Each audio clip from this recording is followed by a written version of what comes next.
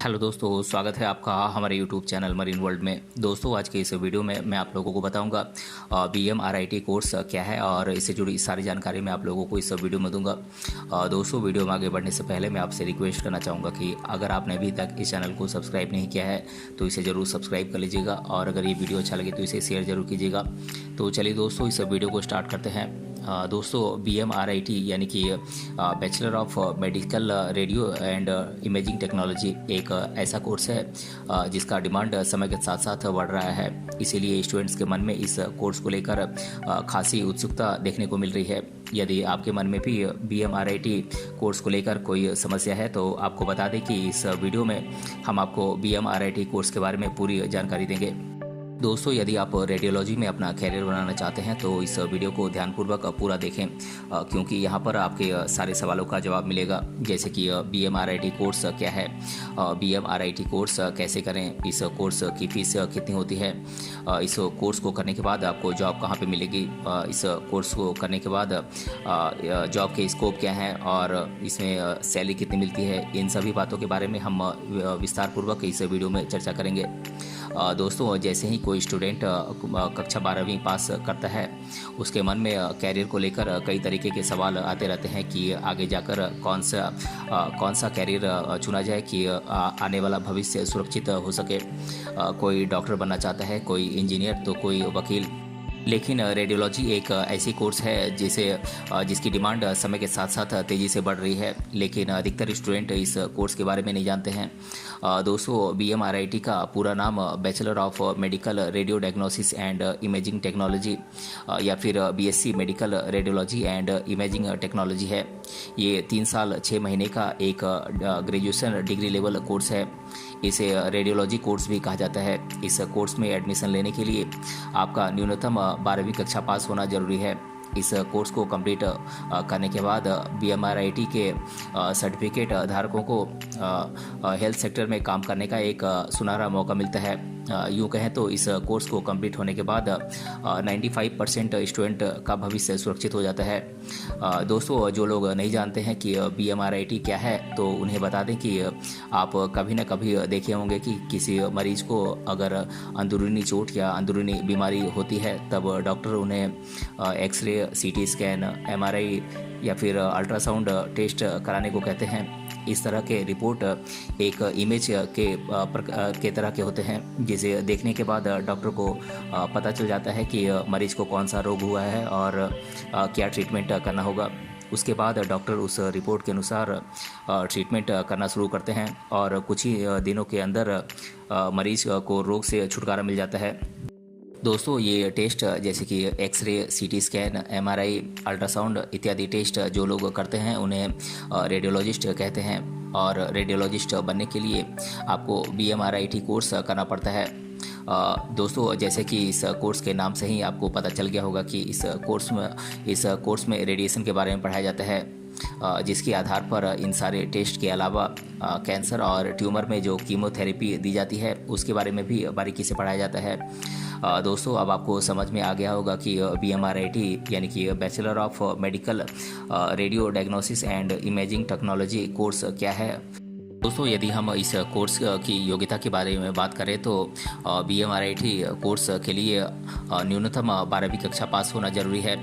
आपको किसी मान्यता प्राप्त बोर्ड से 12वीं कक्षा पास करनी है और इसमें आपके PCM या फिर PCB सब्जेक्ट हो सकते हैं।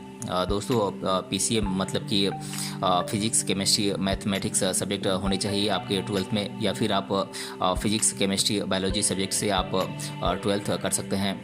दोस्तों, इंटरमीडिएट में आपके न्यूनतम 45% से 60% नंबर होने चाहिए और 45% उन स्टूडेंट्स के लिए जो SC ST कैटेगरी से आते हैं और जनरल कैटेगरी के स्टूडेंट्स के लिए मिनिमम 50% मार्क्स होने चाहिए। दोस्तों, लेकिन इस परसेंटेज में अच्छा कॉलेज मिलना मुश्किल होगा, इसीलिए कोशिश करें कि इंटरमीडिएट में आपके 60% से अधिक नंबर आएँ। और एज की बात करें तो BSc रेडियोलॉजी कोर्स के लिए न्यूनतम 17 साल एज रखी गई है और अधिकतम 35 साल की एज तक आप BSc रेडियोलॉजी कोर्स कर सकते हैं। दोस्तों, मेडिकल रेडियोलॉजी के कोर्स में आप 2 तरीके से एडमिशन ले सकते हैं। पहला है डायरेक्ट एडमिशन और दूसरा है एंट्रेंस एग्ज़ाम के जरिए एडमिशन। दोस्तों, डायरेक्ट एडमिशन के लिए आप अपनी मनपसंद के किसी भी अच्छे कॉलेज में जाकर एडमिशन फ़ीस जमा करके आप एडमिशन ले सकते हैं। लेकिन इस केस में कुछ बातें आपको ध्यान रखनी चाहिए, जैसे कि उस कॉलेज को सरकार ने मान्यता दी है कि नहीं, उस कॉलेज में ये कोर्स कितने दिन से चल रहा है, उस कॉलेज का इंफ्रास्ट्रक्चर कैसा है और कॉलेज में कैंपस प्लेसमेंट होता है कि नहीं। इन सभी बातों के बारे में आप जानकारी इकट्ठा कर लें। और एंट्रेंस एग्ज़ाम की बात की जाए तो राज्य सरकार और कुछ प्राइवेट यूनिवर्सिटीज़ अपने कॉलेज में एडमिशन लेने के लिए एंट्रेंस एग्ज़ाम करवाते हैं। दोस्तों, एग्ज़ाम में प्राप्त नंबर के आधार पर रैंक निर्धारित होती है और उसके बाद काउंसलिंग करने के बाद BMRIT कोर्स में एडमिशन मिलता है। इस एग्ज़ाम के लिए आपको अच्छे से तैयारी करनी होती है। तैयारी करते समय साइंस के सारे सब्जेक्ट्स, फिजिक्स, केमिस्ट्री, बायोलॉजी और मैथमेटिक्स के ऊपर आपको खासा ध्यान देना चाहिए। दोस्तों, BMRIT का एंट्रेंस एग्ज़ाम इंग्लिश लैंग्वेज में लिया जाता है, इसीलिए तैयारी करते समय आपको इंग्लिश लैंग्वेज का थोड़ा ध्यान रखना चाहिए। दोस्तों, हर कॉलेज में BMRIT कोर्स के लिए अलग अलग फ़ीस स्ट्रक्चर है। प्राइवेट कॉलेज में फ़ीस लगभग सालाना 50,000 रुपये से लेकर लाख रुपए तक हो सकती है। दोस्तों, अगर आप सरकारी कॉलेज में एडमिशन ले लेते हैं तो ये फ़ीस कई गुना कम हो जाती है। इसीलिए यदि आप सरकारी कॉलेज में एडमिशन ले लेना चाहते हैं तो आपको अच्छे से एग्ज़ाम की तैयारी करनी होगी, क्योंकि सरकारी कॉलेज में या तो मेरिट के आधार पर एडमिशन लिया जाता है या फिर एंट्रेंस एग्ज़ाम के आधार पर।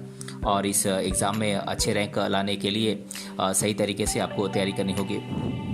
दोस्तों, bachelor of medical radio and imaging technology 3.5 साल का कोर्स है, जिसमें 3 साल का क्लासरूम प्रोग्राम और आखिर के 6 महीने आपको किसी हॉस्पिटल से इंटर्नशिप करना होता है।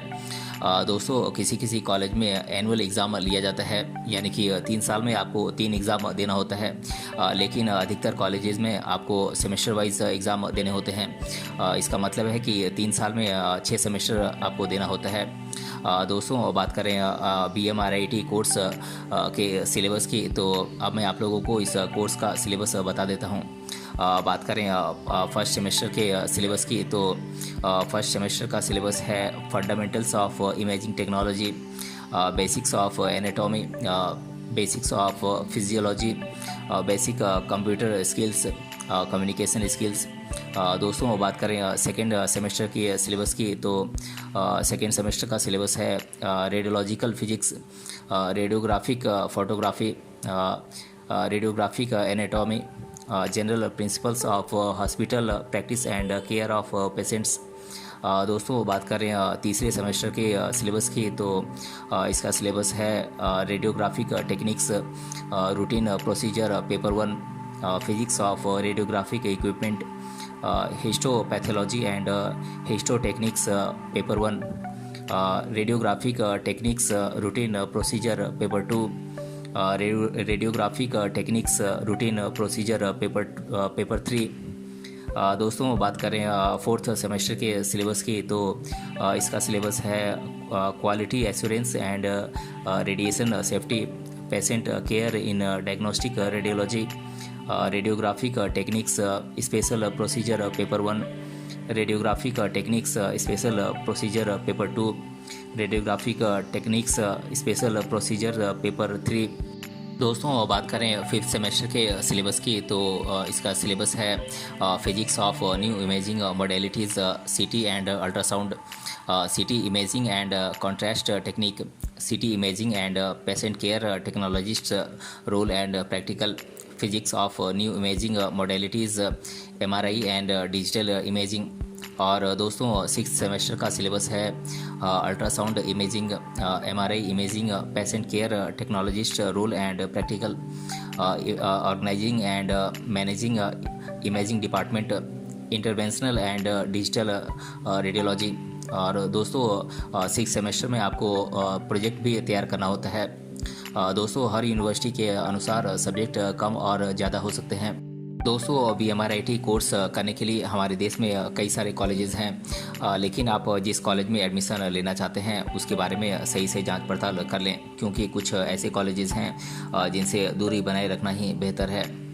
दोस्तों अब मैं आप लोगों को कुछ देश भर के टॉप कॉलेजेस के नाम मैं आप लोगों को बता देता हूं, जहां से आप BMRIT कोर्स कर सकते हैं। ये कॉलेजेस हैं Kalinga university Raipur Chhattisgarh, Rajendra hospital Patiala, government hospital in Patiala Punjab, Vivekananda global university VGU Jaipur Rajasthan, Arunachal university of studies Lohit Arunachal Pradesh, Rama university Kanpur, global university Saharanpur, Pandit Bhagwat Dayal Sharma university of health sciences Rohtak Haryana, Thiruvalluvar university Vellore Tamil Nadu, Charotar university of science and technology Anand Gujarat, Delhi institute of technology and paramedical sciences DITPS Delhi, national institute of health education and research NIHER Patna Bihar.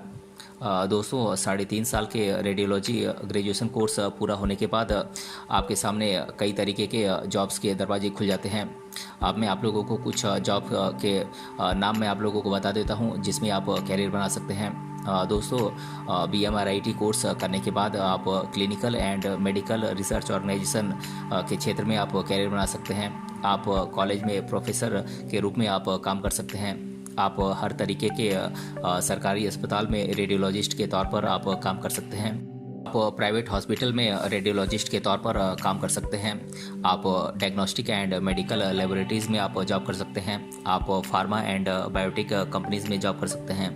आप medical equipment and device companies में आप job कर सकते हैं, या फिर आप medical record and transcription organisations में आप जॉब कर सकते हैं। दोस्तों यदि आप आगे की पढ़ाई जारी रखना चाहते हैं तो आप MSc रेडियोलॉजी या फिर MBA कोर्स कर सकते हैं, नहीं तो आप जॉब के लिए अप्लाई कर सकते हैं। दोस्तों BMRIT कोर्स करने के बाद आपको अच्छी खासी सैलरी पैकेज मिलती है।